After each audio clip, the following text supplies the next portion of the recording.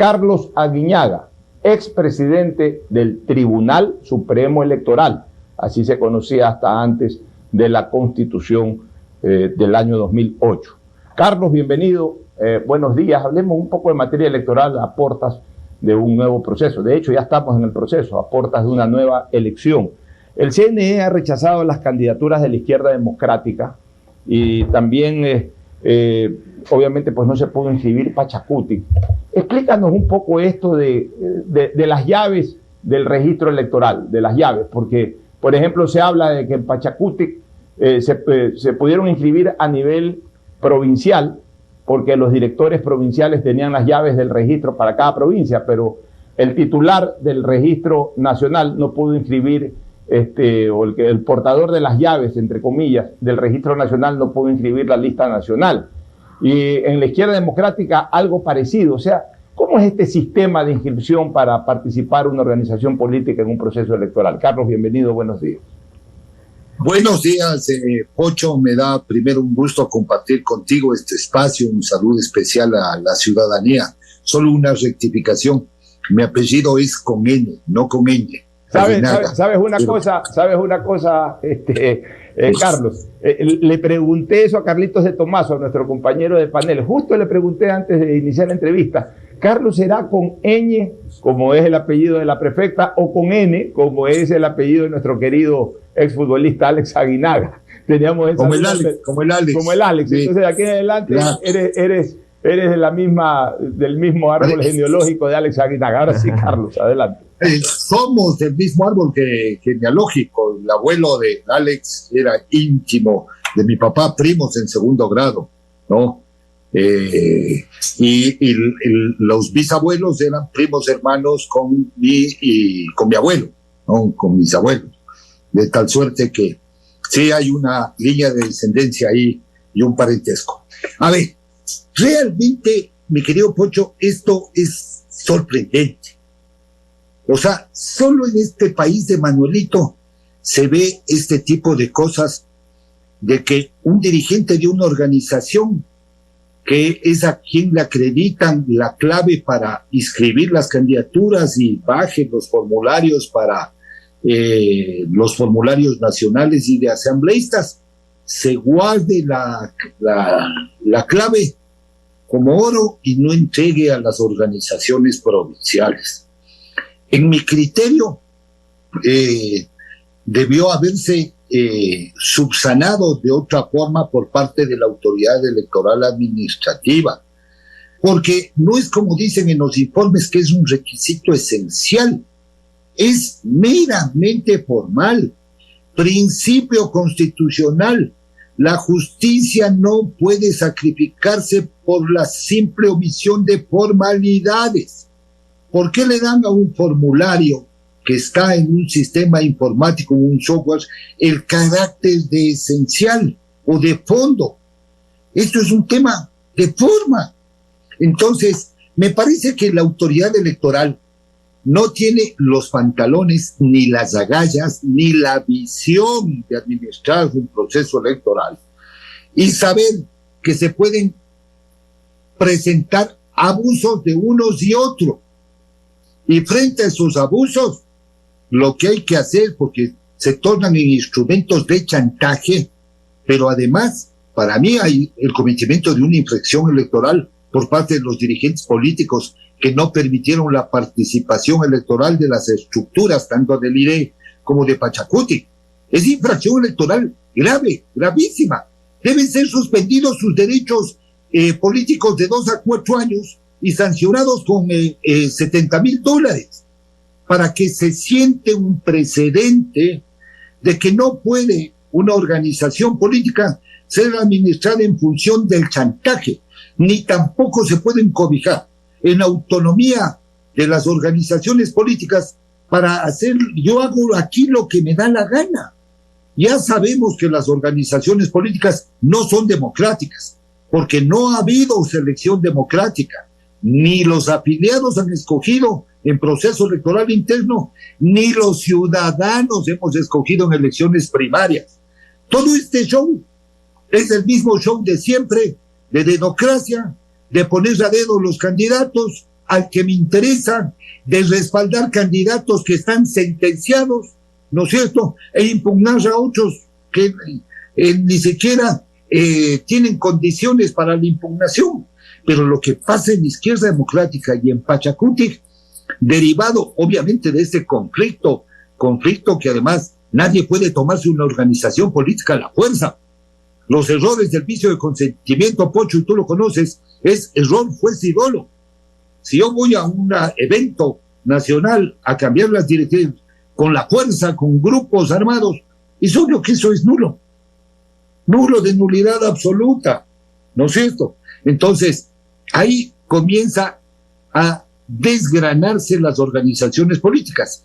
Y a ello súmale que hay infiltrados en las organizaciones políticas. Hay militantes infiltrados que cumplen consignas del contrario, para debilitar, justamente para crear este tipo de clima de conflictos. Y las organizaciones políticas deben ser representantes de los ciudadanos, ¿no? Y eso está perdiéndose en el Ecuador. Por eso es que, en mi criterio, primero, aquí no hay sistema de partidos. Lo que hay es un grupo de empresas políticas, de electoreras, de partidos, organizaciones de papel y de alquiler, y que son administrados por unas mentes y unos pocos. A Carlos de Tomaso te saluda. Un gusto otra vez tenerte aquí, tantos años que nos conocemos con nuestro amigo común, el gringo Chiriboga, que nos presentó, así que un gusto.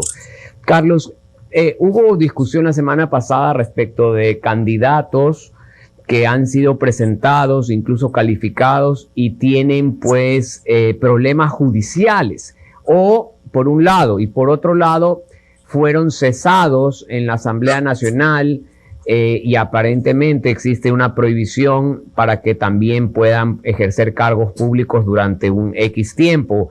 En ese caso era del candidato Patricio Carrillo. ¿Cuál es la posición tuya en torno a estas inhabilidades que se establecen en la ley para ejercer cargos públicos y que los han calificado, pero a lo mejor no puedan posesionarse o ejercer el propio cargo, lo cual pues cae en una incoherencia total, ¿no? Tocayo, primero, buenos días, un abrazo a la distancia, a los tiempos verdes, realmente así efectivamente es. Nuestro común amigo Lucho Chiriboga Parra fue quien nos presentó hace ya tantos años.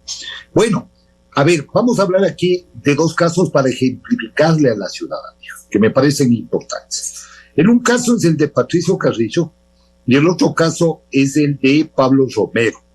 Son dos condiciones distintas, dos causas distintas y dos formas distintas de actuar. En el caso de Patricio Carrillo, en derecho, tú conoces, en derecho público hay que hacer lo que esté escrito. Y las causales para requisitos, incompatibilidades, inhabilidades y prohibiciones para ser candidatos tienen que ser expresas. Tienen que estar o en la Constitución, en la ley electoral o en alguna otra ley del ordenamiento jurídico. El caso del enjuiciamiento político, porque es un juicio justamente con sanción política, no es un juicio con sanción penal, ni es un juicio con sanción administrativa, ¿no es cierto? No está establecido en la ley orgánica de la función legislativa, ni tampoco en el Código de la Democracia, que sea una causal de inhabilidad para ser candidato. Por lo tanto, puede ser candidato.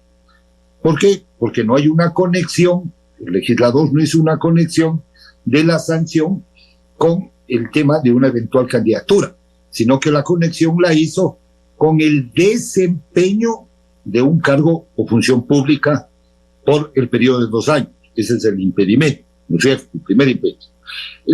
Es decir, esta es una inhabilidad sobreviniente que va a venir cuando ejerce el cargo. Y para ejercer el cargo, ¿qué tiene que hacer primero? Posesionarse.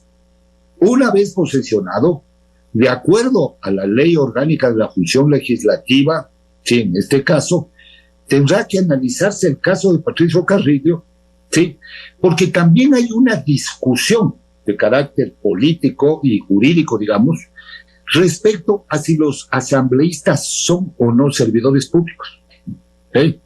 Ellos, ha habido corrientes que han defendido que no son servidores públicos, por lo tanto ni siquiera se inscriben ni presentan los requisitos que establece el Ministerio de Trabajo para cualquier servidor público. Cuando van a ocupar un cargo público les piden un chorizo de requisitos. El único requisito que sí está vinculado con el ejercicio del cargo es el tema de la declaración juramentada de bienes, que es una norma de la Ley Orgánica de la Contraloría General del Estado y de la Constitución. Pero esa discusión debe dirimirle la Asamblea. Una vez que hayan sido electos, una vez que hayan sido posesionados, y ahí tendrá que haber un informe y una votación del cuerpo colegiado para dirimir el caso Carrillo. Pero candidato sí lo puede ser. O sea, tampoco puede el Tribunal Contencioso Electoral, ahorita que esté en recurso de apelación, extender por analogía un tema de un juicio político a una inhabilidad de una candidatura. Me parecería una barbaridad que eso lo haga. Y voy a poner el otro caso, que es más grave todavía. El caso de aquellos que son sentenciados. Muchos quieren leer solo el artículo 113 de la Constitución y establecer solo los delitos de ahí, o el que están en el 96 del Código de la Democracia. Pero se olvidan que hay el artículo 64 de la Constitución, que dice que están suspendidos los derechos políticos de toda persona que tenga pena privativa de la libertad. De tal suerte que si están suspendidos, con sentencia en firme, nadie puede ser candidato. Un ladrón no puede ser candidato. Un asesino no puede ser candidato. Quien secuestró no puede ser candidato. Y ahí viene un tema que se han hecho los locos, los organismos electorales, y que dicen, como no le impugnaron, está calificado. O sea, adoptan la posición más cómoda, mi querido Carlos. Cuando hay causales que deben ser evacuadas de oficio. ¿Qué quiere decir eso? Que la autoridad electoral administrativa, Consejo Nacional Electoral, debe garantizar, por ejemplo, causal de oficio. La edad. No van a admitir que uno de 15 años, 16, 17 años sea candidato. No sé. ¿Con qué cruza? Con la base de datos del registro civil. No es una base propia, es del registro civil. El caso de los sentenciados. ¿Con qué deben cruzar? Con la base de datos de la justicia, del Consejo de la Judicatura, de la Corte Nacional, Carlos, de los jueces. Carlos. Porque, entonces, ahí la inhabilidad es automática. Ahí tengo una inquietud. Impugnación. Ahí tengo una inquietud, Carlos, perdona que te interrumpa. No conozco en detalle, a fondo, cómo está el proceso del señor Romero, pero entiendo que está una casación de por medio, es decir, no está ejecutoriada todavía, no está en firme la sentencia. Por tanto, si no está en firme la sentencia, es inocente hasta que se ratifique ya en la última instancia jurisdiccional su situación.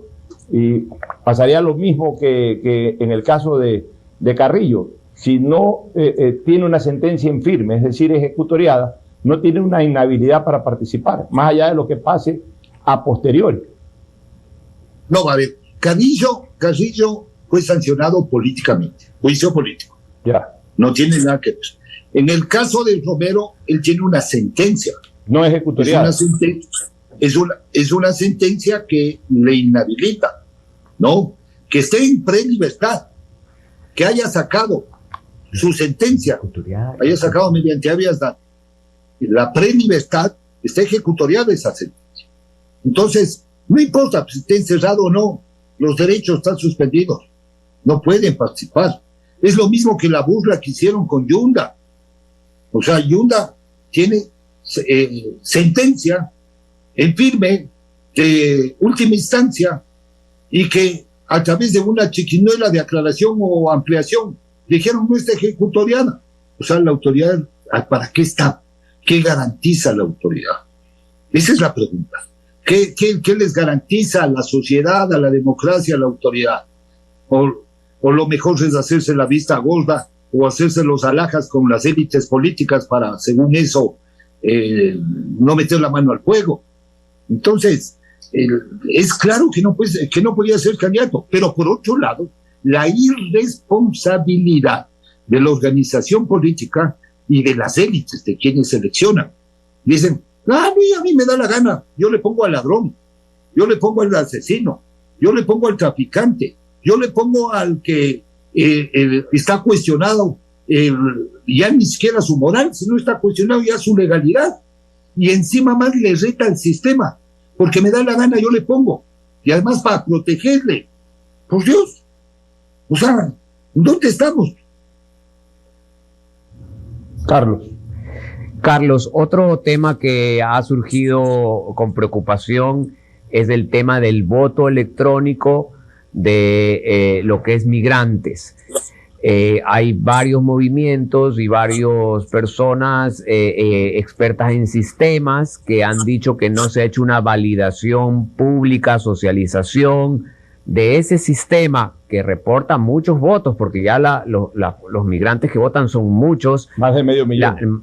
La validación de ese sistema, los resguardos informáticos, las actualizaciones, cómo se va a dar fe de que el sistema no puede ser atacado y que no se puede alterar los resultados.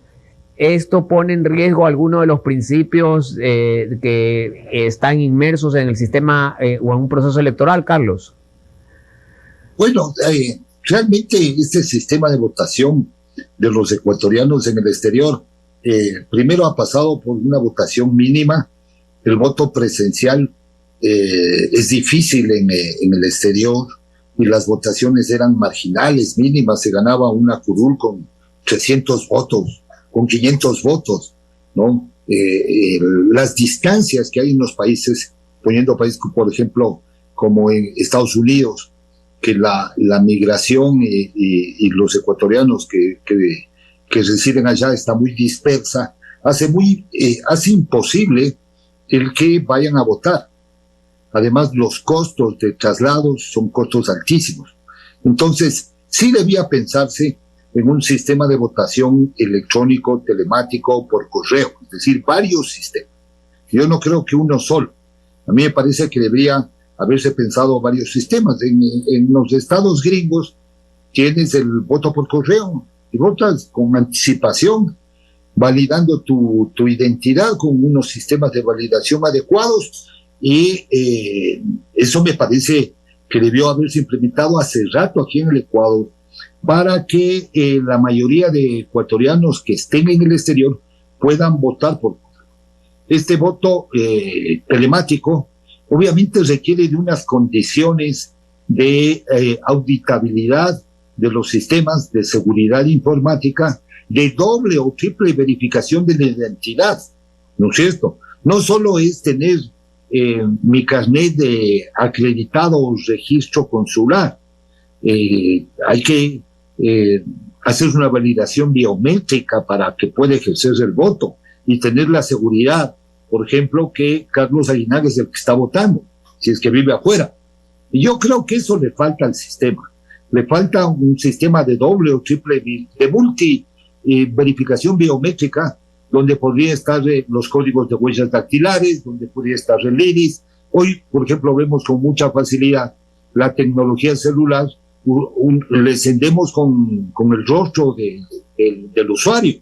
Igual en el voto, se puede hacer con el rostro, tomando fotos, con una validación biométrica y una consulta en línea en tiempo real, de tal suerte que permita garantizar que quien va a ejercer ese voto realmente es un ecuatoriano.